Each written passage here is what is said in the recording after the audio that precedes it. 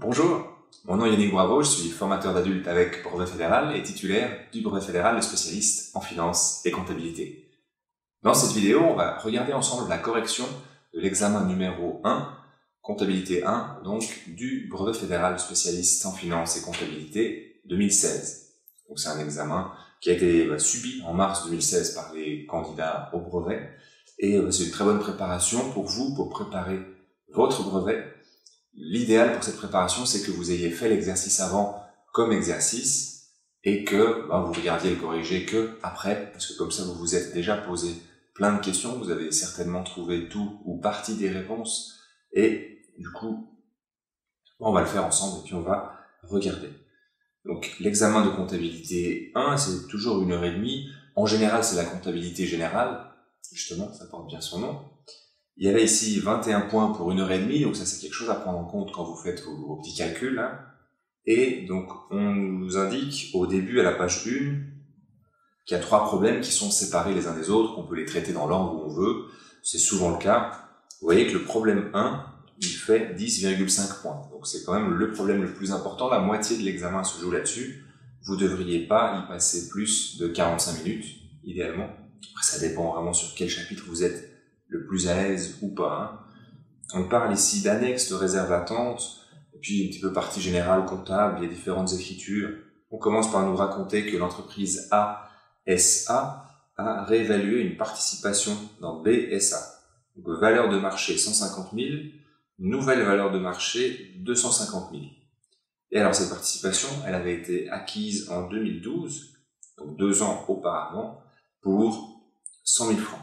Et pour l'instant, il n'y avait pas de réserve de fluctuation. A détient également une participation dans CSA. Pour l'instant, c'est pas très utile. Pour la question 1, on nous dit de partir de l'hypothèse que la valeur de marché de BSA s'élève à 300 000 au 31 décembre 2015 et qu'on décide de constituer une réserve de fluctuation. Et alors, quel serait le montant maximum de cette réserve de fluctuation? En gros, vous avez le choix. Vous avez donc une valeur de acquisition qui était de 100 000 francs.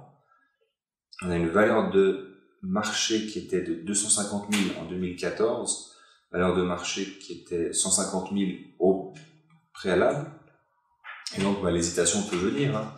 Et en fait, la valeur maximum, ça va être 100 000 francs. La valeur du titre, ça va être maximum 100 000 francs. Et donc, la valeur actuelle, c'est 300 000. Donc, ça va être la différence entre les deux qui va constituer la réserve de fluctuation.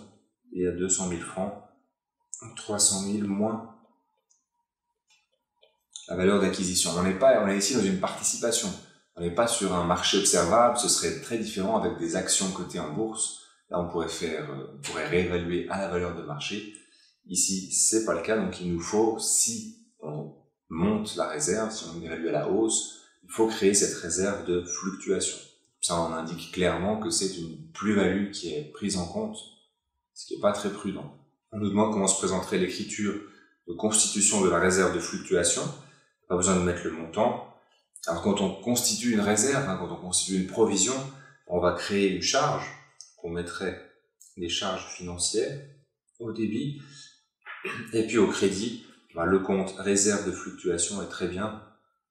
C'est bien un compte passif qu'on va faire figurer à l'actif en réserve. Hein. Donc réserve de fluctuation. On nous demande ensuite, indiqué par une croix, ainsi que la mention de l'article de loi déterminant si l'état de la réserve de fluctuation doit impérativement apparaître dans l'annexe de ASA. Alors allons jeter un coup d'œil si vous avez le code des obligations sous la main. On est dans l'article 960B. Là, on nous parle des actifs ayant valeur observable et un prix courant sur un marché, comme on nous parle de valeur de marché, qu'on peut les réévaluer à la hausse. Et alors, on nous dit, elle indique ce choix dans l'annexe, la valeur totale des actifs ayant un prix courant observable peut apparaître séparément la valeur des titres et celle des autres actifs. Ce sont des informations intéressantes.